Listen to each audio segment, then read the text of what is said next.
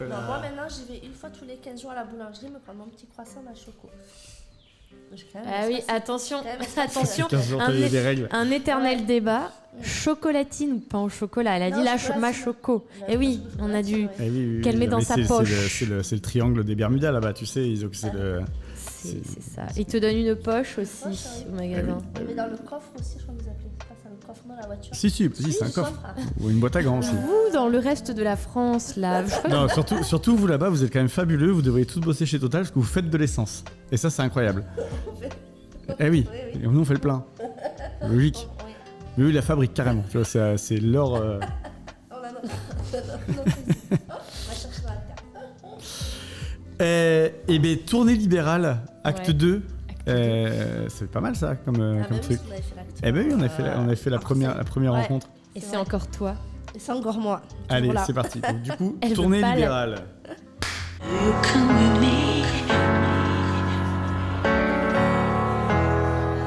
Allez, eh bien, très très très heureux de vous retrouver.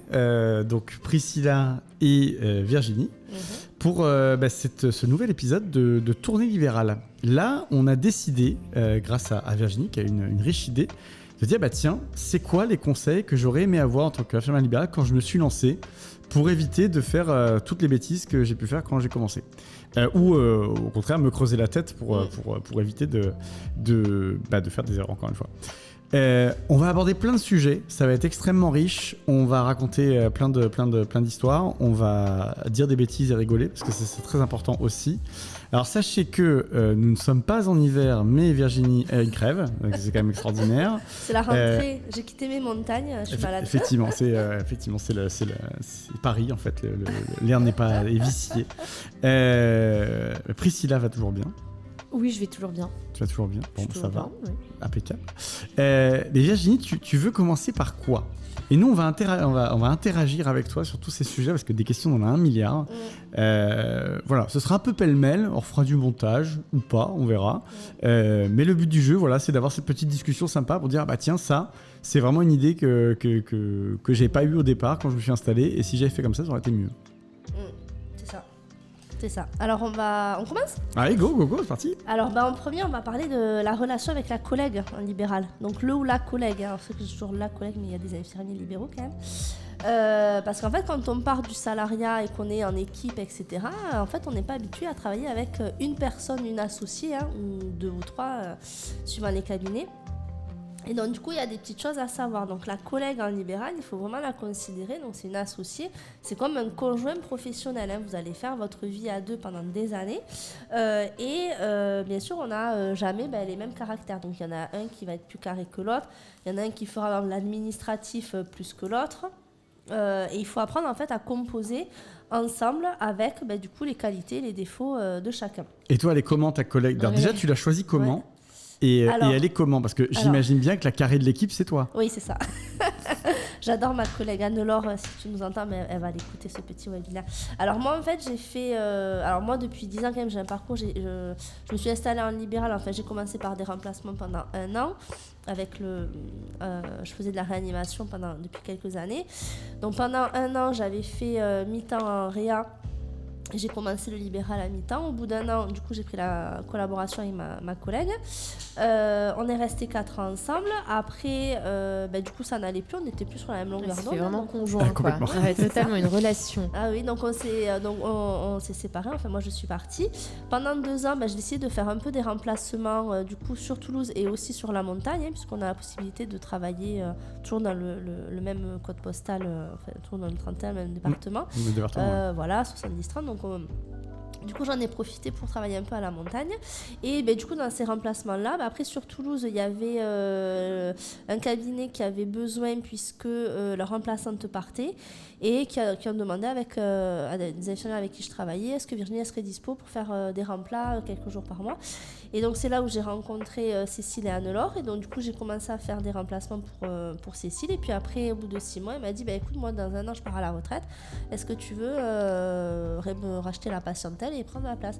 Donc là, moi, j'étais dans une dynamique où je voulais un peu me poser. Et puis les trajets Toulouse, la montagne, etc., ça commençait à peser. Là, j'avance ça. On ne travaille plus à 40 comme on travaillait à 30.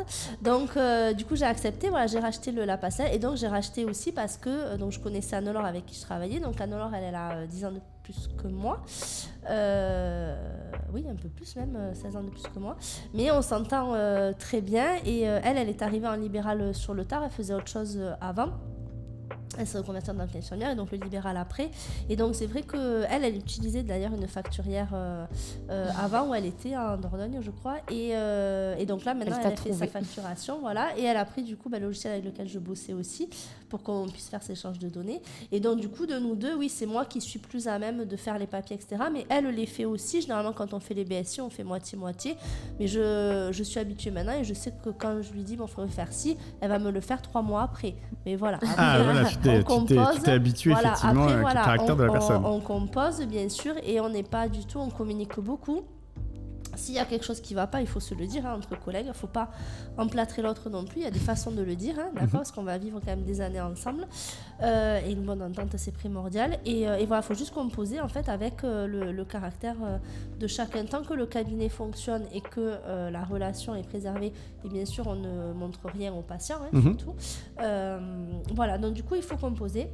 Alors attends, parce qu'il y a une en fait, il y a plein de questions. On va essayer de ne pas aller trop loin. Oh là, croisez les doigts. On va essayer de pas aller trop loin dans chaque sujet, mais après on les abordera si vous avez des questions. Tu as parlé d'avoir racheté ta patientèle. Du coup, t'as fait comment ? T'as trouvé une banque ? Ça se passe comment ? Oui, alors moi du coup j'ai vu avec mon banquier du coup pour faire un prêt professionnel. Alors maintenant il y a plusieurs solutions, ça vous fait un prêt pro, mais moi j'ai fait un PGE, c'est un prêt garanti par l'État où on peut emprunter jusqu'à 15 000 €. Donc après ça dépend de combien vous achetez la patientèle. Bien sûr. Voilà, le PGE là c'est jusqu'à 15 000 € et on peut rembourser jusqu'à 7 ans, donc ça fait 265 € par mois pendant 7 ans qu'on peut en rembourser par anticipation, je crois, si besoin. Voilà, si vous avez les sous de côté, vous faites directement. Voilà. Après, les prêts des patientèles bien sûr diffèrent d'une région à l'autre. Les prix à Paris, Marseille, Toulouse ne sont pas les mêmes. En campagne c'est pareil. Voilà, moi elle me l'a vendu 12 000 €, ce qui est très très peu. Oui, c'est beaucoup plus. T'as combien de patients dedans ? Enfin, t'achètes combien de patients ? Mais en fait, t'achètes un chiffre d'affaires, non ? Ouais, en fait, alors le chiffre d'affaires généralement se calcule sur la vente d'une patientèle se calcule sur la moyenne des 3 dernières années. Chiffre d'affaires des 3 dernières années. C'est généralement 30 à 40% du coup de cette moyenne-là, d'accord ? Maintenant, voilà, ça dépend toujours des régions. Il y a des places qui sont plus ou moins chères suivant les villes. Donc, ça dépend. Moi, ma comptable m'avait dit ne rachète pas à plus de 20 000 € la patientèle, quoi. Voilà, ça dépend de ce qu'on va faire. Moi, 12 000 €, donc ça m'allait. Donc, du coup, je suis passée par le PGE. Donc, voilà, et après, on lui donne les sous et elle est partie à la retraite tranquillement, du coup. Voilà. Ok, donc c'est pas un nombre de patients, tu te dis ok dans ce lot-là. Non, alors après il faut savoir que quand on rachète une patientèle, si le patient il n'aime pas ta tête et qu'il n'a pas envie de continuer avec toi, il est tout à fait libre d'aller choisir un autre cabinet d'à côté. Enfin, ou si malheureusement il décède, c'est un patient perdu. Voilà, bien sûr, et ça c'est mieux s'il se soigne et qu'il est guéri. Il disparaît de ta patientèle aussi. Oui, voilà, enfin, en fait, il n'y a rien de garanti. Voilà, il n'y a rien de garanti. C'est vraiment... moi, là, l'intérêt que j'ai vu, c'était que le cabinet, ça faisait plus de 20 ans qu'il existait et qu'il était connu, du coup, dans tout le quartier. Nous, en plus, on est dans un quartier... une petite rue là dans Toulouse où on est le seul en fait dans ces petites rues là, donc c'est sûr que les gens ils viennent à pied au cabinet se faire soigner, etc. C'est beaucoup plus simple. Et tu as eu combien de collègues au cours de ton aventure libérale là, jusqu'à maintenant ? Alors, ma collaboratrice avec qui je suis restée 4 ans la première année, enfin la première c'était celle-là, les 4 premières années. Ensuite, quand j'ai fait des remplacements, enfin c'est des remplacements, mais du coup j'avais gardé mes fiches, donc c'était plus de la collaboration, de l'aide d'autres cabinets, du coup. Je continue à me facturer moi-même. Donc du coup, 2, 4, et après à la montagne, 8 quoi. 8 collègues du coup en tout quoi. Et t'as des contrats avec tes collègues, enfin, comment ça se passe ? On se fait des contrats, oui, mais on se fait des contrats de collaboration. Donc, quand on est associé, c'est des contrats d'associés, du coup. Donc, on peut se faire à faire signer devant avocat, etc. Pour bien tout enregistrer, que tout soit bien carré. Et surtout, dans les contrats, ce qui est important quand on est associé, c'est surtout si... En fait, il faut voir toujours le pire dans les contrats. Et oui, un contrat, c'est fait pour quand ça va mal. Voilà, donc quand tout va bien, il faut un contrat. Mais on fait des contrats parce que si ça va pas, si par exemple la collègue décède, il peut tout arriver, on est en voiture, il y a des accidents, etc. Si la collègue décède, en fait, comment ça se passe pour la suite, en fait, pour celle qui reste, en fait. C'est surtout ça, les contrats. On les fait toujours en se disant, mais si le pire arrive, qu'est-ce qui va arriver pour celle qui reste, parce que du coup la famille de la personne qui est décédée, elle peut très bien réclamer des sous, quoi. Donc comment ça se passe, comment se passe le remplacement de la personne qui n'est plus là, les sous à donner à la famille, etc. Tout ça il faut le rédiger dans un contrat, il faut en parler avec l'avocat, donc c'est important. Et après tout ce qui est la collaboration, il y a des contrats types de toute façon de l'ordre infirmier, donc ça on se les sort sur internet et puis on s'est rempli, mais il faut toujours faire des contrats, oui, parce que ça pose les choses, c'est carré, et du moment qu'on travaille dans un environnement qui est cadré, il n'y a pas de problème, quoi. Moi j'ai toujours fonctionné avec des contrats, il n'y a jamais c'est toujours bien de problème, quoi. Ouais. Et tu veux nous parler de quoi d'autre? Donc les collègues, c'est important. Bah oui, on entend bien le relationnel, on dirait vraiment un petit couple. On s'est séparés. C'est l'association, en tous les cas, c'est hyper important. Exactement. Et effectivement, il y a des bonnes associations, des mauvaises associations. Quand il y a un doute, il n'y a pas de doute, ça c'est très important. Et comment tu fais d'ailleurs pour te sortir d'une association qui tourne mal? Alors pareil, c'est dans le contrat, donc c'est les dernières clauses, résiliation, si, il y a des conditions, et donc tout est noté. Donc généralement, quand on veut quitter un cabinet, c'est déjà par lettre recommandée à envoyer à la collègue, dire je quitte parce que, donc généralement un délai de 15 jours, un mois, 3 mois suivants pour trouver quand même quelqu'un pour remplacer. Tout est noté dans le contrat. Il faut que tout soit noté dans le contrat. Et tu as une obligation de revendre ta patientèle avant de t'en aller? Comment ça se passe? Pas du tout? Alors, il y en a qui partent et qui lâchent leur conventionnement. Et ce qui est dommage, parce que dans les zones surdotées, les conventionnements sont chers, puisque je rappelle qu'on ne peut s'installer que si on prend la place de quelqu'un. Donc s'il y en a une qui part et qui en fait signale rien, en fait la Sécu elle ne calcule pas, et donc du coup personne ne peut racheter le conventionnement derrière. Donc des fois il faut se battre un peu pour expliquer à la CPM. Moi j'en ai vu des collègues, c'était compliqué, mais bon, c'est comme ça. Donc du coup c'est celle qui reste, qui a toute la patientèle, et puis qui prend juste une collaboratrice du coup à côté, ou une remplaçante. Voilà. Allez, le prochain sujet, c'est quoi que tu voulais aborder avec nous? Juste, je voulais continuer la relation et la collecte pour tout le travail et la collecte pour avoir une bonne relation aussi, c'est les transmissions. Il y a toujours ce problème de transmission, comment on le fait. Nous, on le fait par vocaux, c'est plus simple. Maintenant, il y a beaucoup de comme pas WhatsApp, mais de messagerie sécurisée qui permettent de faire des transmissions par vocaux. Alors nous on trouve ça beaucoup plus simple, parce que du coup on écoute quand on veut, on dérange pas la collègue là en plein appel alors que c'est son jour de repos. Ça nous permet de garder une trace, on peut réécouter le vocal le lendemain quand on commence la tournée. Voilà, c'est beaucoup plus simple. Il y en a qui font par mail et ça leur va. Moi j'ai toujours trouvé ça fastidieux de taper toutes les transmissions par mail quand on a fait ces 3 jours de boulot. Mais bon, après voilà, chacun a son organisation. Moi je trouve que les vocaux c'est quand même beaucoup plus simple. En parlant de vocaux, est-ce que donc tu utilises ton téléphone? Tu as un téléphone pro? Ouais, on a le téléphone pro, ça je vais parler après. On a un téléphone professionnel. Après, quand on fait les vocaux, c'est sûr, on se prend les téléphones perso. Mais bien sûr qu'il faut avoir un téléphone professionnel, parce qu'au moins le patient ne te dérange pas quand tu es de repos sur ton portable perso. Et parce qu'il y a des demandes de soins, etc., il faut que tout soit centralisé sur un seul et même numéro, quoi. C'est beaucoup plus simple. Donc téléphone professionnel important. L'agenda obligatoire aussi, mais du cabinet, il faut avoir 2 agendas. Donc l'agenda vraiment où il y a toute la tournée des patients, où on note tout, donc celle qui travaille à l'agenda et note du coup tous les rendez-vous. C'est manuscrit, c'est pas, ou c'est digitalisé? Non, agenda. Nous on fait agenda papier, parce qu'au moins on le garde, il y a une trace, et s'il y a un souci un jour, hop, on peut ressortir. Si on a un contrôle, on le ressort. Et après, l'agenda nous perso, où du coup on s'en sert pour facturer avec toutes les traces des patients qu'on a vus. Un autre point important aussi, c'est les réunions régulières, voilà, que ce soit au restaurant, au cabinet, avec les remplaçantes, voilà, pour parler de la tournée, pour parler un peu de nous, bien sûr, parce que c'est important, c'est le conjoint professionnel, donc tu racontes un peu ta vie, on raconte un peu sa vie, on décompresse, etc. Et puis c'est là où on va profiter de se raconter des choses qu'on ne se dit pas forcément aux transmissions. Les transmissions, on va quand même à l'essentiel. Et là, on diagnostique sur les patients, qu'est-ce qu'il a dit, comment ça se passe, parce qu'il y a aussi beaucoup de social, et des fois il leur arrive des trucs qui sont importants mais qu'on va pas forcément parler aux transmissions, mais qu'après du coup dans ces moments-là on va plus partager et voir un peu toi comment tu as réagi, moi j'ai réagi comme ça, et voilà. C'est là où on va en parler, voilà, régler des petits problèmes ou quoi s'il y a, voilà. Ouais, et puis il y a un impact en fait chez le patient directement, en fait. Oui. Ah oui, c'est ça.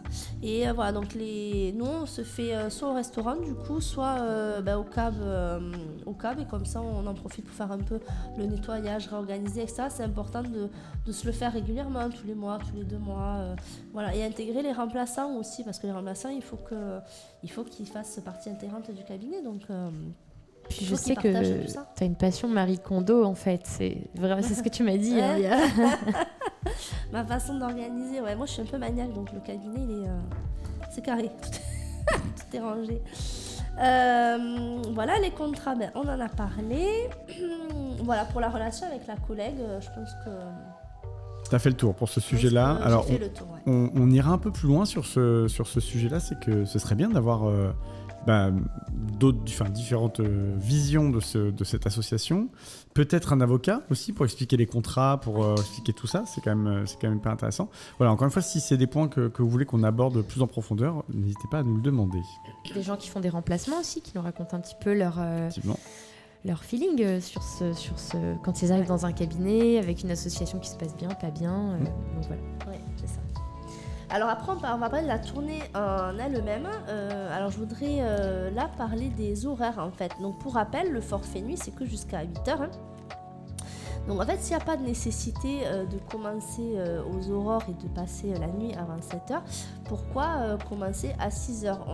Pourquoi ne pas décaler par exemple à 8h, 14h au lieu de 6h, 12h? Et là, en fait, je voudrais faire un point sur le sommeil, parce que le sommeil est quand même un temps de récupération qui est très important. On fait un travail où l'on donne énormément. Autant on donne de l'énergie, il y a du physique, il y a du mental. Donc en fait, il faut savoir se reposer et adapter sa tournée. Et en fait, il y a des filles, ça va pas du tout les déranger, elles ont ce rythme-là de commencer très tôt le matin, elles préfèrent finir tôt. Et au contraire, il y en a d'autres qui vont plus vouloir faire du 8h, 14h parce que ça leur va mieux. Ça dépend du rythme de chacun, ça dépend de l'âge aussi. On n'a pas le même rythme pareil à 25 ans qu'à 40 et qu'à 55. Donc en fait, il faut des fois se préserver par rapport à ça et pas forcément absolument commencer la tournée à 6h ou 5h30. Des fois, peut-être repenser la tournée suivant son état, comment fonctionne la collègue aussi. Et voilà. Voilà, les horaires ne sont pas figés. Et d'ailleurs aussi, suivant les saisons, nous, les horaires en été ne sont pas les mêmes qu'en hiver. Par exemple, moi, quand il fait nuit à 5h30 le soir, l'hiver, je vais plus commencer la tournée à 4h parce que j'ai aussi une population, un patient qui fait que je peux me permettre de commencer plus tôt et finir plus tôt. Et à contrario, quand il fait canicule, on va plus commencer vers 6-7 heures le soir et finir vers 9 heures. Voilà, on s'adapte aussi à tout ça. J'imagine que ça dépend aussi des prescriptions. Oui, voilà. Après, bien sûr, il faut voir en fonction des prescriptions, des soins qu'on a à faire, etc. Mais quand c'est possible, voilà. Puis quand on fait 3 jours d'affilée, des fois le 3e jour, on a un peu plus de mal à se lever. Est-ce que c'est vraiment gravissime de commencer une demi-heure après? Voilà. Et ça, j'intègre aussi le truc. Les patients, moi, je dis toujours aux patients, on vient entre telle heure et telle heure, mais il y a 1 heure de battement. Je dis jamais à un patient, je serai là à 7h précise, à 7h30 précise, etc. Ça, c'est un truc pour embrouiller les collègues entre elles. Il n'y a pas mieux. Quand une collègue dit, ma collègue, elle sera là demain à 7h, vous inquiétez pas, elle est là. La collègue, en fait, elle n'a pas du tout prévu cet horaire-là où il est arrivé un truc, etc. entre-temps. Voilà, donc du coup, le patient stresse, il ne voit pas l'infirmière arriver, est-ce que le soin va être fait, donc les appels, etc. Ça va pas toujours en live. Et puis quand tu te fais embrouiller dès le matin, c'est quand même pas très agréable. Voilà, ça annonce la journée. Voilà. Surtout donc, si en plus déjà t'as la relation elle est un peu tendue. Voilà, c'est ça. C'est pas voilà, une bonne... donc du coup, voilà, l'histoire des horaires, là, je trouve que c'est très important dans une tournée. Et voilà, savoir que ce n'est pas figé. Le sommeil, hein. On va être tout à fait d'accord que Ouais. ces petits sujets de friction, donc Ouais. du coup la qualité de la transmission, Oui. les cotations, parce que c'est ce qui fait que vous êtes payé, donc si c'est mal fait Ouais. par une des collègues, c'est pénible. Et si en plus les horaires conviennent pas à chacun, qui a aucune façon de s'adapter, Ouais. là effectivement ça devient pénible. Ouais, On va c'est dire que c'est le béaba de votre, Ouais, ça de devient votre collaboration. hein. Ouais, c'est ça. Troisième conseil. Troisième conseil, les patients. On va parler un peu des patients sur notre présentation. Ils sont là, les patients. Les patients sont là. Notre présentation aux patients, donc en libéral, il ne faut pas oublier qu'on est notre mini-entreprise. On entreprend, on fait rentrer de l'argent, on a un devoir de présentation du cabinet. Et en fait, il est important, je trouve quand même, de s'habiller correctement, confortablement aussi bien sûr, mais quand même de donner une bonne image de soi, propre et soignée. Voilà, on est l'infirmière qui va chez le patient lui prodiguer des soins, donc il faut qu'on soit un minimum propre sur nous. Il y a certaines personnes qui ne voient que l'infirmière dans la journée, matin, soir ou matin, midi, soir. Et moi, ils sont contents quand ils voient leurs jolies infirmières avec la jolie robe, nana, ou les baskets neuves. Voilà, vous êtes jolie et tout aujourd'hui. Enfin, moi, j'ai des mamies, on parle mode. Voilà, c'est rigolo, mais ça leur fait plaisir parce qu'elles voient que soi. Et ça leur fait plaisir de voir quelqu'un qui prend soin et on va pas à l'arrache chez les gens. Et tu mets une blouse quand tu fais ta tournée, toi? Non, je veux pas de blouse. Non, je veux pas de blouse. C'est mais pas par contre- obligatoire. Non, c'est pas obligatoire. Non, pas du tout. Pendant le Covid, alors après ça dépend certains soins. Ça dépend chez les patients avec qui tu vas. Moi, j'ai pas forcément des patients chez qui je me salis. Maintenant, si je fais des soins qui m'ont salir, on a aussi des tabliers à usage unique. Ça dépend des soins qu'on fait, mais bien sûr qu'on peut mettre une blouse ou un tablier à usage unique suivant les soins qu'on fait. Moi, c'est vrai que j'en mets jamais. Pendant le Covid, par contre, on les a mis quand même. Oui. Mais après par contre je me change, je rentre chez moi le matin. Moi après ces habitudes, je me douche quand j'arrive, du coup je mets mes affaires sales et je me rechange après pour le soir. Voilà, Beaucoup de machines à laver, ça. Ouais, mais bon, c'est des habitudes. Moi je suis comme ça, j'aime bien repartir propre sur la tournée du soir, quoi. Et tu transportes, t'as une petite mallette, un petit sac à main Alors, dans nous, la tenue de soins là. Alors nous, on a l'avantage. Bon, moi je suis en ville, donc j'ai le cabinet qui est vraiment au cœur de mes patients. Donc c'est vrai que dans ma voiture, j'emporte pas grand chose parce que déjà chez tous les patients, il y a le matériel, donc ça on va en parler après. Donc moi dans ma voiture, j'ai pratiquement rien. J'ai juste le pilulier de certains patients qu'on garde parce qu'on peut pas les garder à domicile, donc les 2-3 barrettes pour les 3 jours par exemple. Toujours un petit stock quand même de pansements, la biceptine, la petite pochette pour les prises de sang. On a toujours après les boîtes des labos aussi pour prélever. Qu'est-ce que j'ai d'autre après la pochette, donc l'agenda, stylo. Et puis voilà, le brassard à tension que j'ai toujours bien sûr. Et après je me charge pas parce que j'ai tout au câble. Donc vu que je passe souvent devant mon cas, si j'ai besoin d'un truc, hop, je m'arrête, je prends et voilà. Celles qui bossent en campagne, non, elles vont avoir vraiment soit plusieurs sacs, soit ça paraît, chacun s'organise. Elle va avoir leur réserve de compresses, pansements, etc. Ça, chacun s'organise comme il veut, quoi. Voilà. Enfin, ceci, ça sert à rien de trop se charger parce que Non. c'est Ah non, quelque chose après que vous quand avez on va porté, chez les patients, déjà hygiéniquement, ça le fait pas d'avoir sa mallette et passer chaque patient. Donc moi, chez le patient, je prends vraiment juste, même quand j'ai je prends juste la barrette. J'ai un petit sac en tissu d'ailleurs aussi que je lave régulièrement et je mets juste ce que j'ai besoin pour aller chez le patient, quoi. C'est tout. Non. Et d'autant plus avec là on est post-Covid après, mais tout ça avec le Covid, on prenait vraiment le strict minimum chez le patient, quoi. Donc on se charge pas. Allez, prochain conseil.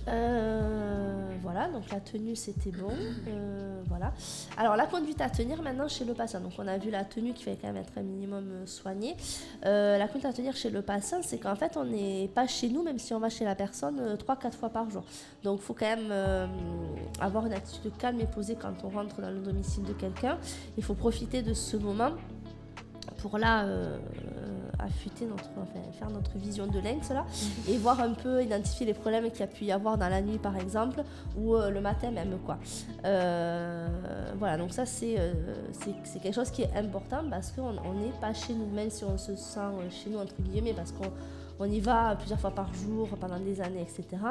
On est chez le patient. Donc on arrive, on sonne, toc toc, et bonjour, comment ça va? Ah, coucou, comment ça va? Voilà, des fois, tranquille le matin, quoi, tranquille. Tu mets une distance quand même. Ouais, toujours, oui. Après, moi, on est proche des patients parce qu'on les connaît bien, mais voilà, on est l'infirmière, c'est le patient. Voilà, bien sûr, toujours ce respect-là, bien sûr. Le matériel chez le patient, chronique 1. Alors, nous, on a toujours un petit coin à nous avec notre case matériel, pansement, des petites boîtes. Donc, avec les bases, donc pansement, biseptine, compresse.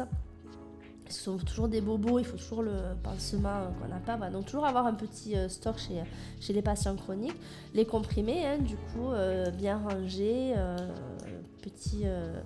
Petit tip sur la gestion des stocks, voilà, et qu'il n'y ait pas 15 000 comprimés en plus. Il faut savoir gérer les stocks à domicile.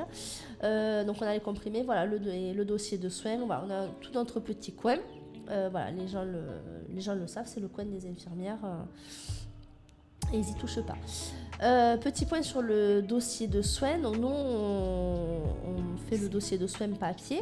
Maintenant, il est considéré aussi sur les tablettes. Il y a dossier de soins, traçabilité, donc c'est possible. Non. Alors moi, je mets mon petit truc là, c'est que moi, je préfère le dossier de soins papier parce que quand il y a un souci, que le SAMU arrive, les pompiers ou quoi, en fait, il y a tout sur le dossier. Il y a tout le. Donc, alors, un dossier de soins, qu'est-ce que c'est déjà? Il y a la fiche administrative où il y a du coup toutes les coordonnées du patient, l'adresse, le numéro de sécurité sociale, la date de naissance. Sur cette fiche, il y a le nom du médecin avec les coordonnées, l'adresse, le numéro de téléphone. Il y a le nom et les numéros des personnes référentes de la personne. Il y a la fiche de liaison avec le médecin. Il y a l'ordonnance du médecin. Nous, on a aussi la petite fiche bleue où on recopie le traitement pour que ce soit vraiment plus clair, du coup. La fiche bleue une fiche bleue de traitement, voilà, qui est signée après fait par le médecin, donc on fonctionne comme ça. On a notre diagramme de soins, infirmière, et après on a les transmissions ciblées et les pochettes avec tous les bilans bio et les courriers médicaux. Voilà, c'est tout ce qu'il y a besoin dans un dossier de soins. Bien sûr, à cela se rajoute, s'il y a les contrôles INR à la fiche d'INR, l'assurance hebdomadaire du patient diabétique insulino-traité, cette fiche-là va se rajouter, etc., suivant les patients. Mais voilà, un dossier de soins, il y a juste ça, donc il n'y a pas 15 000 feuilles. Et bien sûr, à épurer chaque année, au 1er janvier, on remet à jour tout ça. Donc ce dossier de soins-là, c'est important de l'avoir parce que ça permet de partager avec les collègues. Donc il y a toutes les infos que je viens de vous dire. Et bien sûr, il faut qu'il y ait l'accord du patient pour le laisser chez lui, parce que c'est sous sa responsabilité, c'est ses infos à lui. Donc c'est pas non plus tout le monde qui vient qui va avoir accès à ce dossier-là. On est d'accord sur ça. Voilà, pour la candidature chez le patient et pour le dossier de soins. Donc une jolie robe, hein, ça fait plaisir. C'est ça qu'on va dire. Des baskets neuves, elle a dit. Des baskets neuves. T'as des baskets neuves là pour la rentrée, c'est ça? Non, tu vois, j'ai pas encore fait le. Non, je me suis pas encore acheté les. Non, non, parce que il va y avoir l'hiver, donc. Ah oui, j'ai mes petites bottines de l'année. Non, là, il fait encore beau, on garde les petites Converse toutes fines. On va pas sortir les bottes encore. Allez, prochain conseil. Allez, prochain conseil. Alors, on va parler des maisons de santé à intégrer, puisque c'est le sujet là, quand même, depuis plusieurs années. Voilà, c'est important d'intégrer une maison de santé. Alors moi, ce que j'aime bien dans ces maisons de santé, c'est que du coup, on a des réunions quand même assez régulières et on va rencontrer les médecins qui travaillent avec nous sur le territoire, les kinés, les pédicures, les pharmaciens, les autres cabinets IDE, etc. Tous les collègues paramédicaux et donc c'est important de les connaître, d'avoir leur téléphone aussi dans le tel professionnel. Il ne faut pas hésiter à les appeler quand on a des questions sur un patient ou que eux aussi leur dire qu'il ne faut pas hésiter qu'ils nous appellent quand les kinés ils ont des questions ou les pédicures, enfin peu importe. Voilà, donc c'est important d'avoir de bonnes relations avec plus que notre collègue infirmière, mais vraiment tous les autres collègues, voilà, les connaître et puis se voir régulièrement et échanger puisqu'on voit les mêmes patients en fait tous les jours. Donc c'est important d'échanger sur ça. Et aussi sur la maison de santé, généralement il y a un logiciel sécurisé qui est commun un peu à tout le monde. Donc généralement ces maisons de santé le logiciel est commun à tous les médecins et c'est pour qu'il y ait des échanges, quand il y en a un qui part en vacances, l'autre prend le relais, etc. Nous, en tant qu'infirmière, comment on fonctionne? On a accès en fait à nos patients sur ce logiciel. Donc c'est en plus notre logiciel, mais on ne paie pas, c'est pris en charge par zone de santé. Certains logiciels font déjà la facturation pour les infirmières, d'autres non. Mais voilà, ça permet d'avoir les échanges un peu avec les médecins au lieu de les appeler ou quand on a besoin d'infos, on passe par ce logiciel sécurisé, on met un petit post-it au médecin, on a besoin d'une ordo, ça évite d'appeler, etc., laisser les messages. Donc c'est pas mal. Voilà, c'était juste pour faire un petit point sur ça. Et attends, mais comment on intègre une maison de santé? Et ben en fait, maintenant, tu as une maison de santé dans chaque quartier, en gros. Et donc, du coup, c'est à toi de faire la démarche et de demander à intégrer cette maison de santé. C'est difficile? Non, pas du tout. Non. Donc, il faut intégrer cette maison de santé et voilà, partager, faire les réunions. C'est plein de projets en plus, donc... Voilà, il faut s'y mettre. C'est comme les infirmières connectées. Puis tu sors de ta solitude. Tu disais que vous êtes souvent seul dans votre voiture. Peut-être le fait de partager un peu. Oui, aussi, voilà, c'est ça. Alors après, c'est de l'investissement parce qu'il y a des réunions, on peut, si on a envie de créer un protocole, on peut, etc. Si on veut faire partie de la gérance, on peut aussi. Voilà, c'est un investissement, mais après on est rémunéré. Le temps passé à ces réunions-là est rémunéré l'année d'après. Mais oui, c'est important. C'est quoi ton prochain conseil? On va parler comptabilité. Ça y est, elle frétille. Oh là là. Bizarrement, elle est plus malade là. Ouais, elle adore la compta, c'est pour sa prochaine vie. Je comprends pourquoi t'aimes la NGAP, la nomenclature, parce que il y a un côté compta. Enfin, c'est la compta, c'est de la compta, mais ouais, il y a un côté les chiffres. Alors, allez, vas-y, dis-nous tout. La compta. Alors, je le répète, ma phrase fétiche, déléguer ce que l'on sait déjà. Donc la compta, quand on arrive en libéral. On ne sait rien en fait sur la compta, qu'est-ce qu'il faut déclarer en pro puis en perso, comment ça se passe, etc. Voilà, donc il faut un peu comprendre notre compta, ce qui rentre et ce qui sort, quelle feuille il faut déclarer. Et ce qui est important pour la compta, c'est le choix de l'expert comptable. Alors moi, le conseil que j'ai donné, c'est qu'il vaut mieux peut-être choisir un cabinet d'expert comptable, un petit cabinet qui connaît le travail des infirmières libérales et les spécificités de la compta des IDEL, plutôt qu'une grosse entreprise où l'infirmière libérale est juste un numéro, que le comptable il va juste cocher des petites cases et il ne va pas donner des conseils. Le but de l'expert comptable, c'est qu'il donne des conseils, il ne fait pas cocher que des croix. Donc voilà, essayez de se renseigner un peu sur les experts comptables qu'il y a autour de soi. Après, suivant si on s'associe avec des collègues, voir quel expert comptable ils ont aussi dans son comptable, etc. Et faire le meilleur choix, sachant que l'expert comptable, si vous en choisissez une année que ça ne va pas, on peut très bien en changer pour l'année d'après. Donc, on n'est pas lié à un expert comptable à vie quand on s'installe. Alors ça, c'est la prochaine, je pense que c'est le prochain podcast qu'on fera, c'est effectivement d'avoir un expert comptable autour de la table, d'avoir un comptable autour de la table, et Virginie, parce que je pense qu'elle a plein de choses à lui dire. C'est voilà, si vous avez des questions sur ce sujet-là, il est vraiment crucial ce point-là, parce que c'est souvent, on est souvent réfractaire à cette partie administrative, mais c'est quand même le nerf de la guerre. Et quand vous travaillez pour être rémunéré, c'est important. Ouais. Et ce serait quand même dommage de redonner l'argent gagné juste par des fautes, voilà, et de se faire attraper pour ça. Ouais, donc on fera un point là-dessus parce que c'est un sujet qui est hyper intéressant. Et je suis sûr qu'on est capable de trouver un comptable marrant. Donc pas forcément un mec qui vit dans une cave et qui n'aime que les chiffres et qui a des grosses lunettes. Moi, mon expert comptable, elle est géniale, je l'adore. Eh l'invitation est lancée, ça y est, voilà. C'est parti. On viendra ensemble de Toulouse. Voilà, donc s'intéresser à sa déclaration d'impôt, voilà, savoir un peu comment ça marche, qu'est-ce qui peut rentrer, qu'est-ce qui peut sortir, et corréler tout ça avec aussi l'URSSAF et la CARPIMCO, et connaître les feuilles aussi, tout ça, ça va ensemble. Moi, dans la compta, il y a les feuilles de déclaration compta, mais aussi avec l'URSSAF et la CARPIMCO, puisque ce qu'on rentre, forcément, va jouer sur nos cotisations. Voilà pour la compta. Le prochain conseil. Le prochain conseil, de toute façon, c'est ouvrir un compte pro, puisqu'on a quand même l'obligation maintenant d'ouvrir un compte professionnel.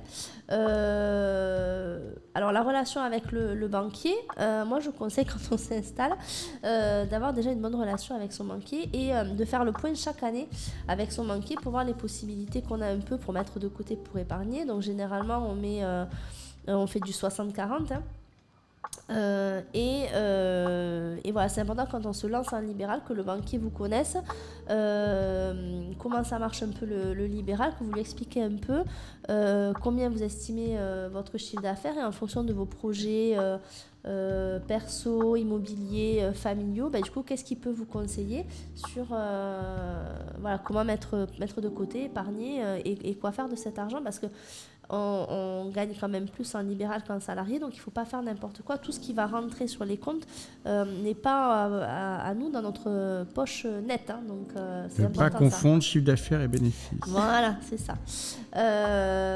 Et surtout un banquier qui réponde assez rapidement aux mails ou aux appels, parce que quand on a un souci en libéral, il faut quand même que le banquier soit réactif. Est-ce que tu as des banquiers spécialisés dans le domaine des libéraux, de la santé ? C'est pas ces libéraux, mais c'est les banquiers professionnels en fait qui gèrent les entreprises. Après, ceux qui ont les infirmières libérales en compte, c'est libéral, donc ils sont quand même habitués. Qu'est-ce qu'on doit savoir d'autre ? Allez, si après, demain on veut va notre passer cabinet. à la prévoyance, du coup, puisque en libéral, il faut avoir une prévoyance pro et perso. Quand on est salarié, on ne le voit pas tout ça, puisque ça passe dans nos cotisations. Mais là, non, c'est quelque chose qu'il faut prendre en plus. Et si on ne l'a pas, on peut être bien embêté s'il nous arrive quelque chose, si on doit être hospitalisé, subir une chirurgie. Si on a un accident de voiture, puisqu'en libéral, du moment qu'on ne travaille pas, on n'est pas payé. Et on n'a pas d'indemnité au niveau de la sécurité, etc. Donc il faut avoir une prévoyance.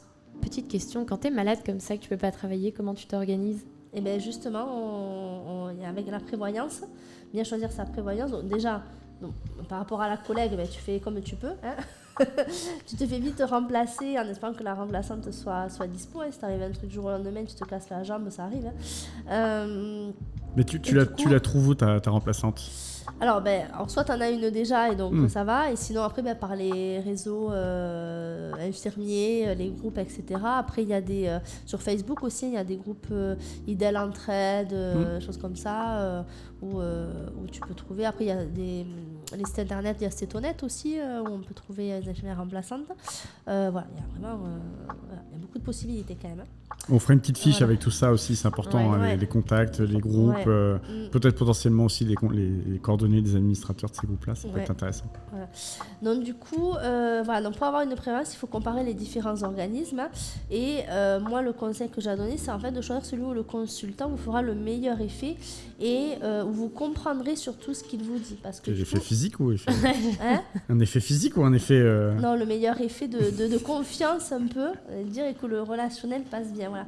La prévoyance, elle se calcule en fonction des revenus, donc c'est à réévaluer quand même chaque année, suivant le dernier CA déclaré. Bon, généralement, ça se fait automatiquement quand même, mais prévoyance, alors, il faut en avoir une, parce que j'ai des collègues, c'est quoi exactement la prévoyance ? La prévoyance, c'est des indemnités que tu vas toucher quand tu tombes malade. Voilà, donc du coup... Parce que tu n'as pas de congé maladie. Tu n'as pas de congé maladie, etc. Donc du coup, il faut... Voilà. Alors après, il y a en plus une assurance volontaire accident du travail, maladie professionnelle. Là, c'est une cotisation à l'URSSAF. C'est en fonction des revenus aussi, où ils vont te prélever 4 fois par an. Et ça, pareil, c'est après... moi, je l'ai là, tout le long pas. Et c'est ma comptable qui me l'avait dit il y a quelques années. Vous n'avez pas cette assurance-là, il faudrait l'avoir. Parce qu'en fait, s'il arrive quelque chose un jour dans cet accident du trajet, s'il arrive quelque chose, et bien du coup... on l'a dans le baba si on n'a pas cette assurance. Non, mais c'est vrai.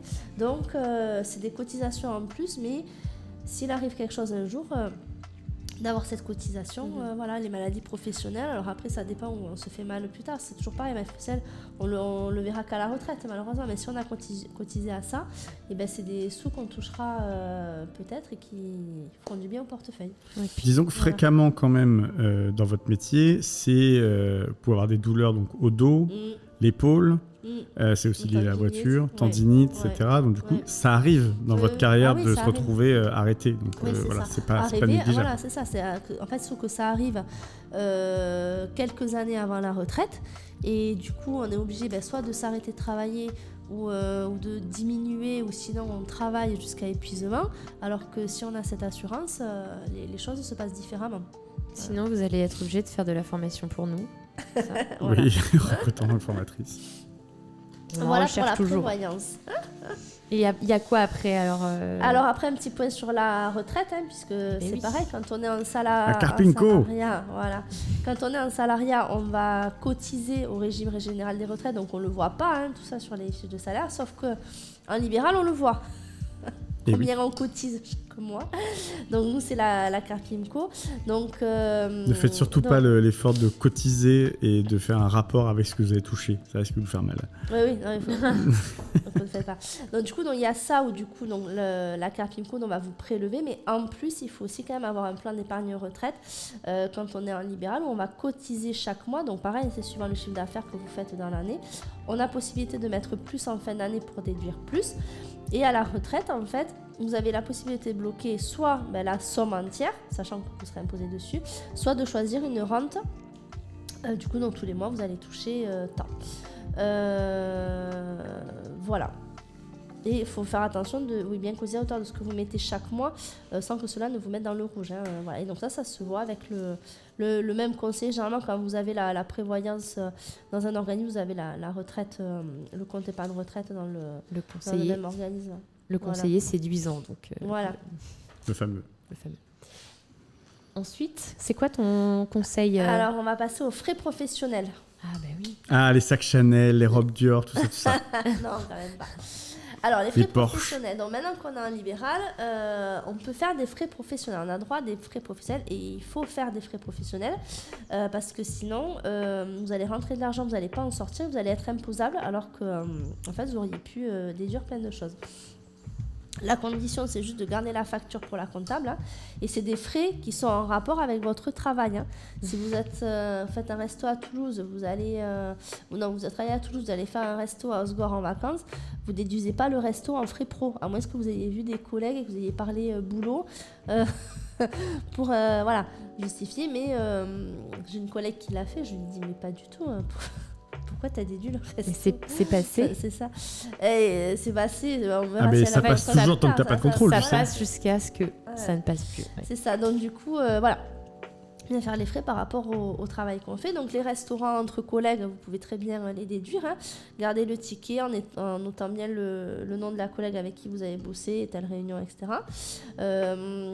Les associations d'infirmières, tout ce que vous cotisez pour les associations, ça se déduit aussi. La maison de santé, vous cotisez aussi. Du coup, chaque année, nous, c'est 10 € par an, je crois. Voilà, mais bon, du coup, ça, on le déduit. Le matériel pour le cabinet, vous le déduisez. Tout ce qui est la papeterie, vous le déduisez. La facture d'électricité aussi, perso, il y a 30% qui peuvent passer dans les déductions si vous faites votre facturation chez vous et qu'il n'y a pas d'internet au cabinet. Voilà. Il faut que ce soit noté par contre dans le contrat qu'il n'y a pas internet au cabinet quand vous faites le bail avec le proprio, voilà, qu'il n'y a pas de connexion internet et donc du coup vous faites votre facture, donc vous utilisez votre box internet perso et donc là il y a 30% de votre facture d'électricité qui peut être déduite. C'est un argument ça pour encourager les gens à se former à la NGAP. Ouais. Et après il y a tout ce qui est les chèques ANCV, les chèques CESU aussi auxquels on a droit. Donc si vous employez quelqu'un pour faire le ménage au cab, on peut utiliser les chèques CESU. Et les chèques ANCV, on est dirigeant de notre propre entreprise, donc on a droit aux chèques ANCV. Donc ça il faut aller sur le site et il faut les prendre. Donc ANCV, c'est les chèques vacances. Ouais, c'est ça, oui, c'est les chèques vacances. Parce que les fans d'acronymes, notre amie Virginie, on va vous rectifier tout ça. Mais attends, du coup, on peut aller se former à l'étranger si on le souhaite. Oui. Ça passe. Le trajet, plus le montant de la formation. On en parle après, des formations. Ah, t'en parles après, d'accord. J'en parle maintenant, d'ailleurs. Voilà, sans transition, la suite. Faudra que je revienne là après, tu me feras penser. Ok, Alors, les formations, on y va. Donc, les formations, donc, notre métier est une formation continue. C'est ce qu'on nous répète depuis le premier jour à l'école d'infirmière. Et on a le budget donc, en libéral pour faire plein de formations et maintenir ses connaissances à jour. Donc, c'est plus qu'un droit, c'est vraiment un devoir. Donc du coup, dans les formations, comment ça se passe en libéral ? On a les formations en formation continue. Il y a l'évaluation des pratiques, gestion des risques. Généralement, formation continue, évaluation des pratiques, ce qu'on nous demande, ça va ensemble. Généralement, gestion des risques, c'est plus pour les médecins. Nous, on n'a pas trop des formations pour la gestion des risques. Donc, comment ça se passe les formations ? Soit c'est en présentiel, soit en visio, soit en asynchrone. Il faut choisir la formule qui vous va le mieux. Les remplaçants, eux, par contre, ils ont que le FIFPL, hein, quand même, ils n'ont pas le DPC encore, ils ne peuvent pas faire de formation en DPC, donc le FIFPL ou le crédit d'impôt. On peut faire les formations donc, en France ou à l'étranger, et donc lesquelles en priorité quand on débute. Alors attention, parce que en France ou à l'étranger. Alors pour le DPC, c'est pas vrai. Oui. DPC, c'est uniquement en France. Pour le DPC, vous avez 14 heures par an qui vous est octroyé. Vous êtes, du coup, la formation est financée, donc vous n'avez pas à débourser de montant pour cette formation. Et vous êtes indemnisé en fonction de la formule que vous avez choisie. Donc, du coup, on vous a parlé de formation continue, d'évaluation des pratiques professionnelles. Il y a toutes ces informations-là directement sur le site de l'agence du DPC. La formation en ligne, c'est un vrai sujet, c'est très très bien. La formation en présentiel, je trouve que c'est extrêmement important aussi. Vous pouvez vous former chaque année, donc n'hésitez pas à mixer finalement les formats. Peut-être que tous les ans, vous ne pouvez pas vous déplacer, mais de faire chaque année une formation, je trouve que c'est important. Même si les sujets sont quand même toujours un peu les mêmes, donc au bout de quelques années, on a revu un peu toujours les mêmes sujets. Mais malgré tout, ça vous permet quand même de vous maintenir à jour. Et surtout, c'est quand même un moyen d'échange. Si on en vient au FIFPEL, donc le FIFPEL vient de vos cotisations URSSAF. Chaque année, vous cotisez au fonds de formation des professions libérales. Vous cotisez quelques dizaines d'euros, donc une centaine d'euros à peu près. Et ça vous donne droit à 3 demi-journées de formation par an. 3 ou 4, ils ont changé là, dernièrement. Ce qui correspond à 22 heures. À peu de choses près. Et c'est ce qui fait du coup que vous pouvez faire cette fameuse formation de nomenclature qui n'est pas prise en charge par le DPC, qui n'est plus prise en charge. Donc ces formations-là, il y a 2 possibilités. Soit l'organisme de formation a ce qu'on appelle une subrogation de paiement et du coup, c'est l'organisme de formation qui se fait payer directement, donc pas besoin d'avancer les frais. Soit vous avancez les frais et une fois que la formation est réalisée, c'est le FIFPEL qui vous rembourse directement. Voilà comment ça fonctionne. Donc vous pouvez aller en Guadeloupe, en Martinique, ça n'y a pas de problème. Et après, pour les formations à l'étranger, là, vous pouvez faire des formations qui sont d'un autre ordre. Typiquement, nous, on fait des formations sur l'hypnose, on fait des formations sur le bien-être au travail, on fait des formations sur la prévention du burn-out. Prévention du burn-out pour les professionnels de santé. Tout ça, c'est des thématiques de formation qui sont à part, mais vous pouvez passer ces formations-là effectivement sur vos frais professionnels. Et là, on peut aller n'importe où dans le monde. Et ça, c'est chouette. Juste par rapport à l'étranger, il faut quand même, quand on fait des formations à l'étranger, que ce soit quand même dans la limite du raisonnable aussi en fonction des revenus quand on veut déduire les frais, puisque c'est quand même un budget de partir à l'étranger. Donc la comptable va vous dire non mais cocotte, c'est pas tes 3 formations que tu as fait à l'étranger, on va pas tout déduire. Voilà, donc c'est un voyage par an, ok. 2, il faut voir le prix. 3, non. Alors, considérez qu'en règle générale, ça oscille entre 2000 et 3000 euros le voyage formation, tout compris avec une Puis si on note l'inflation économique, les billets. Je voudrais juste placer quelque chose, c'est que c'est un petit peu compliqué des fois d'y voir clair, de savoir où on en est dans ces cotisations, dans ces indemnisations.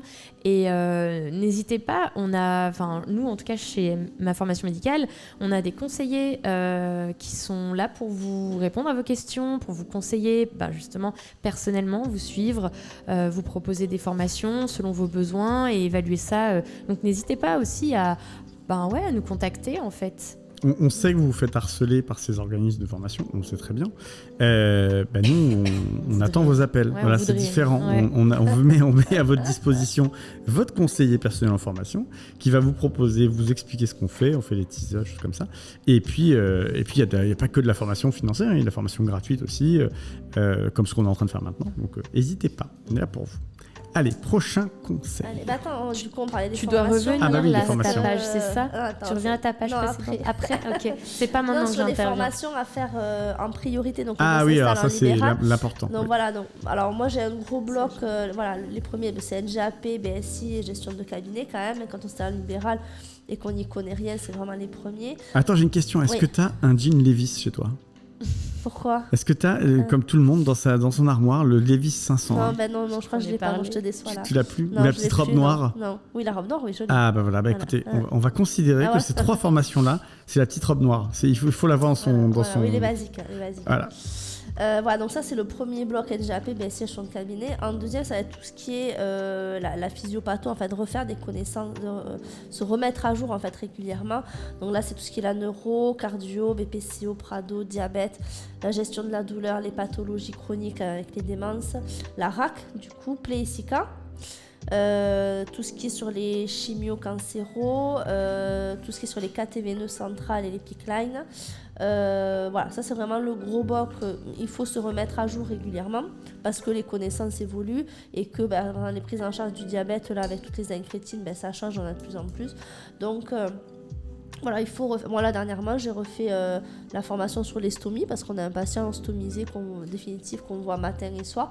Du coup j'ai refait une petite formation de 7 heures pour voir un peu quels étaient les derniers progrès au niveau des poches, quel matos on allait utiliser, quelles sont les recommandations sur les complications maintenant, voilà, au niveau de l'entourage, comment aider, etc. Voilà, donc c'est des petites choses, il faut y aller. Et dès qu'on a un nouveau patient comme ça, il ne faut pas hésiter à se refaire 7 heures de formation en visio. Voilà. Ensuite, il y a tout ce qui est les téléconsultations qu'il va falloir faire. Les gestes d'urgence aussi. Et en dernier, les dialyses pour ceux qui en font, du coup. Voilà. Pour moi, c'est mes principales formations à faire. Je pense que tu as tout à fait raison. Et puis, n'hésitez pas aussi à regarder aussi s'il y a des sujets qui vous intéressent, qui ne sont pas forcément le cadre des formations des IDEL. Mais c'est pas parce que c'est prévu pour un médecin ou quoi que ce soit, vous n'avez pas le droit d'y assister. Vous pouvez toujours demander, notamment sur les formations en ligne, si vous voulez faire une formation sur les maux de tête, si vous voulez faire une formation sur quoi que ce soit, vous avez le droit en fait. C'est pas forcément pris en charge, mais vous pouvez vous organiser avec l'organisme de formation pour avoir accès à ces contenus-là. C'est pas exclusif. Voilà, c'est ça.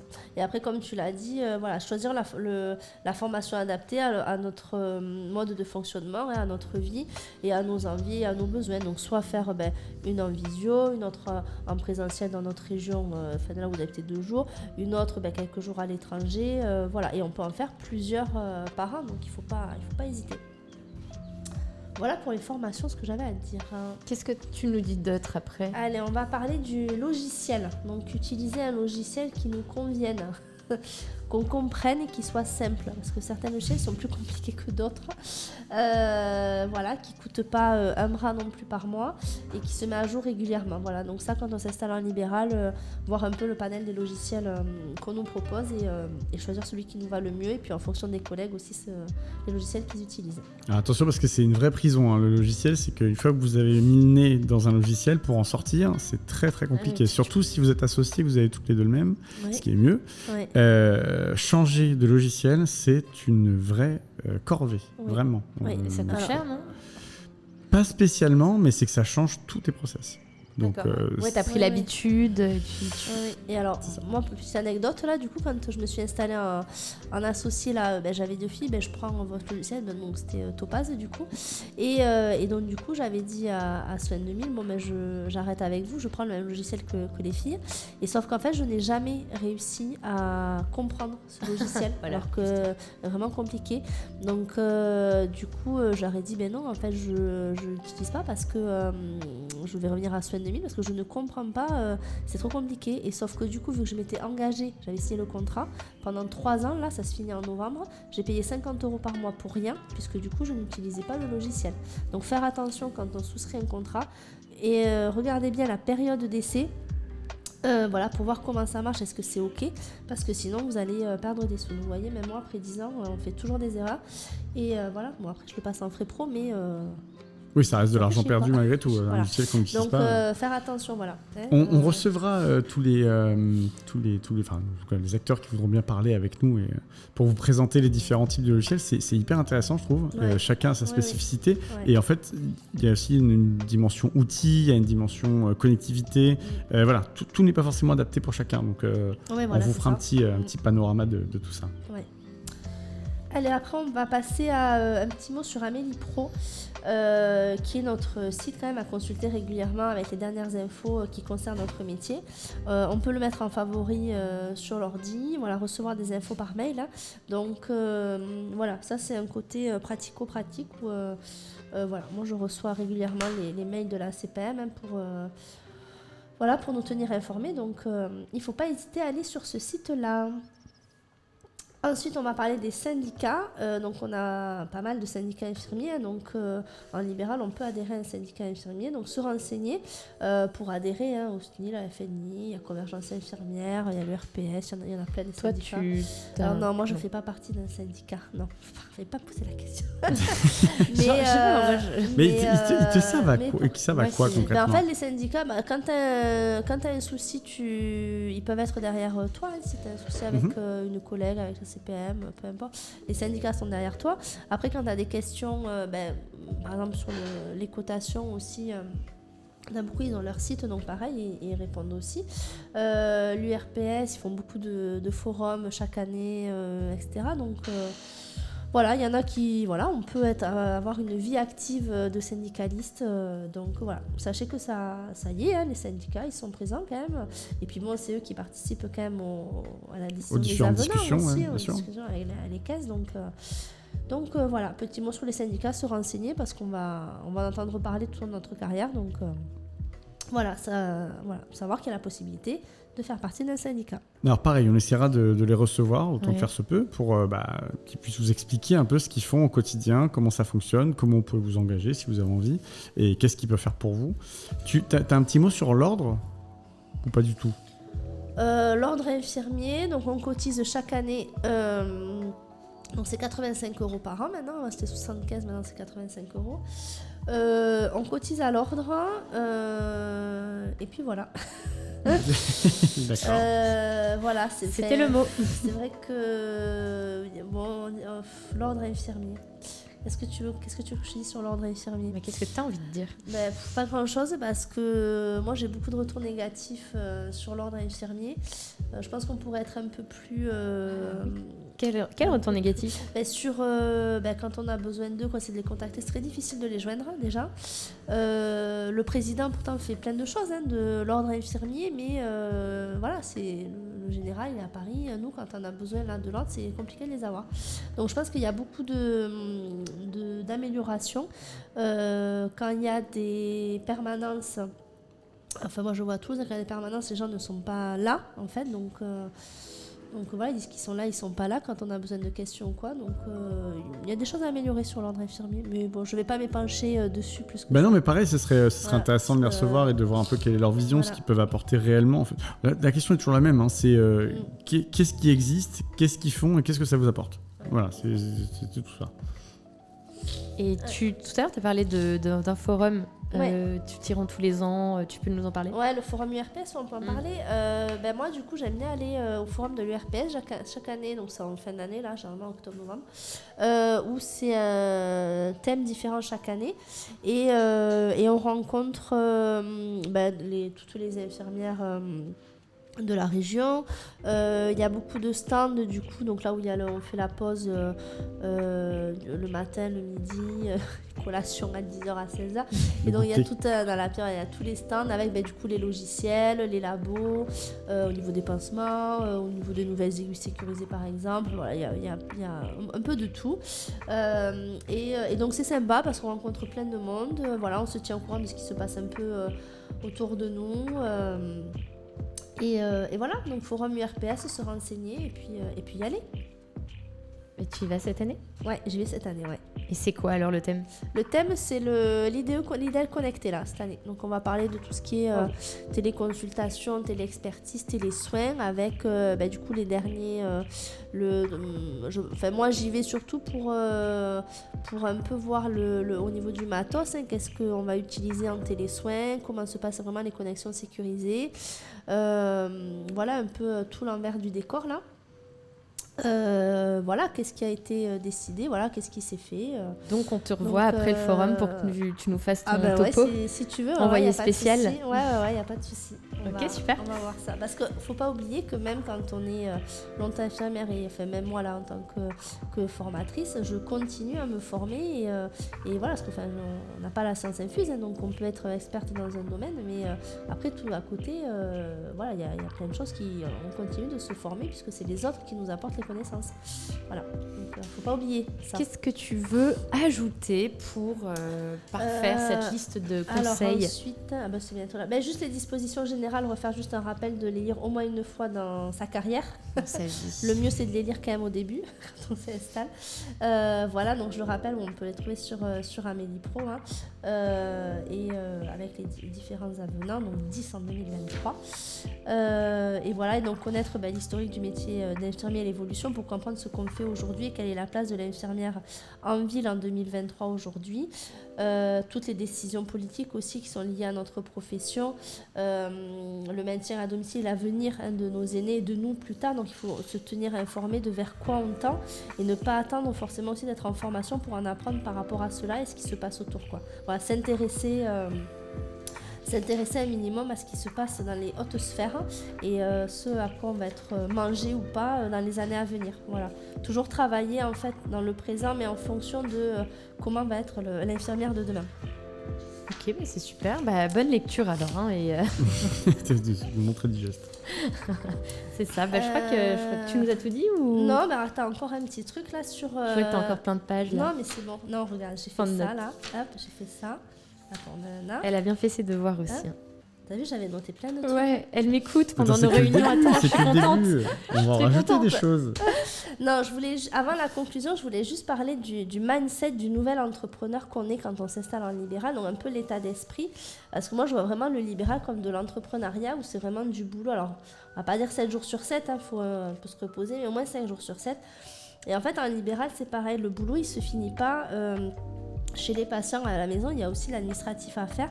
Il y a la facturation, la compta régulièrement.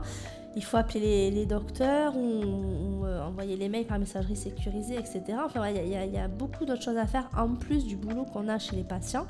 Le travail devant son ordi chez soi. Et ça fait partie du boulot de libéral. Donc déjà, si on met son cerveau en condition dès le début pour ça et qu'on se dit ok, mes jours de repos, donc hors tournée, c'est pas que des jours de repos, j'ai encore des choses à faire.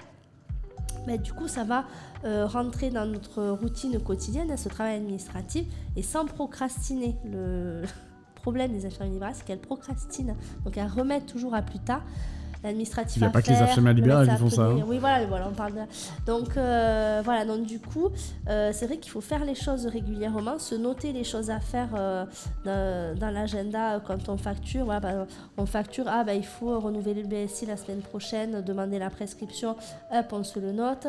Préparer une nouvelle ordre de pansement pour tel patient, on se le note.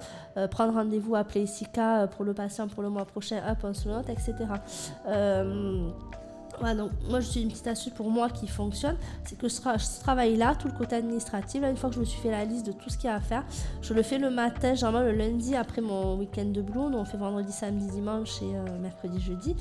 Et donc généralement, j'ai fait mes 3 jours de boulot, j'ai bien tous mes patients en tête, le matin je me lève, les enfants, nana, l'école, promenade des chiens aussi, hein, voilà, tout le truc. Et après, je fais la matinée devant l'ordi. Et j'essaie de le faire aussi sur les horaires ouvrables pour être sûre d'avoir soit la mutuelle au téléphone, ou le médecin au téléphone, ou la secrétaire, qu'on puisse régler les problèmes de suite. Et j'aime bien ce moment-là aussi parce que je suis dispo aussi pour la collègue si elle a besoin, etc. Vu qu'on a fait le week-end, toujours des trucs à régler le lundi matin. On est dispo pour la collègue si elle a un doute ou une question. Tout se règle rapidement. Et on est à jour du coup régulièrement. Moi, je fais ça tous les 15 jours généralement. Donc c'est des petites trucs et astuces à prendre en compte et il faut pas se laisser déborder, quoi. Et pareil pour celles et ceux qui font la facturation à la maison. Moi, c'est que je suis... alors, soit on est dans son bureau dédié, si on a la chance d'avoir un bureau dédié à la maison, soit moi, je fais sur la table à la salle à manger où je vois du coup tout mon salon, ma cuisine, etc. Et c'est bien aussi de le faire dans une maison propre et rangée aussi, ce travail administratif. Non, mais Marie Kondo, je l'ai dit. Non, mais c'est pas ça. Mais en fait, c'est vrai quand on est... En libéral, il y a des jours où on va être à la maison et en fait, il y a toute une routine parce qu'il y a beaucoup de choses qu'on va faire à la maison, ce travail-là, et c'est toujours mieux de le faire dans une maison propre et rangée, que ton ménage y soit fait. C'est toujours plus agréable de travailler, de faire ce boulot-là dans un environnement propre, rangé, et pas se dire j'ai le linge à faire, j'ai la poussière à faire, il faut faire ci, les chiens je les ai pas sortis, ils sont en train de trépigner là. Non, en fait, gérer tout ça autour, et une fois que vous vous mettez à votre administratif, vous le faites, et on est beaucoup plus productif quand on a les idées claires et qu'on pense qu'à ça, et sans se dire après je vais devoir faire ci, faire ça, etc. Et c'est de la discipline, tout ça. Voilà. C'est très important, je trouve. Si on n'est pas discipliné, on n'arrive à rien. Dans la vie en général, d'ailleurs. Le mot de la fin. Ouais, c'est le mot de la fin. Voilà, juste ça. Voilà, j'espère que ça va aider quelques-unes pour ce côté administratif, parce que c'est quelque chose qu'on ne fait pas avant, et c'est quelque chose de lourd à faire, et donc si on le fait dans les meilleures conditions possibles, c'est quand même plus agréable. Voilà. Et puis après il faut que ça rentre dans une routine.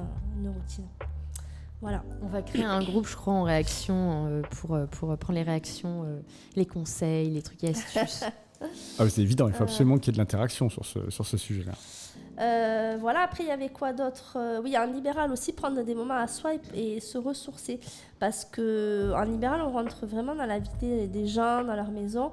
On va avoir des décès à domicile, il y aura des prises en charge palliatives qui sont quand même beaucoup plus intenses qu'on peut voir à l'hôpital, puisqu'on est vraiment chez les gens, on voit toutes les familles, on voit les petits-enfants, etc. Donc c'est chose quand même qui nous touche, d'autant plus quand on est parents aussi, par rapport aussi à notre vécu. Il y a beaucoup de choses qui nous renvoient à notre expérience de vie.